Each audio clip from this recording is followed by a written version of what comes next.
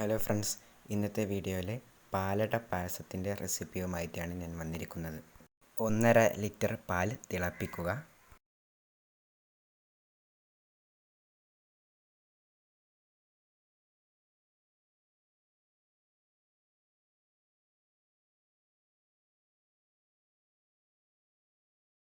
അതിനുശേഷം ഈ പാലട മിക്സ് ഇതിലേക്ക് ഇട്ട് കൊടുക്കുക.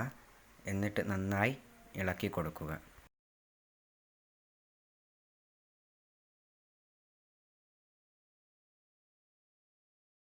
ഇരുപത്തഞ്ച് 30 മിനിറ്റ് കുക്ക് ചെയ്യുക.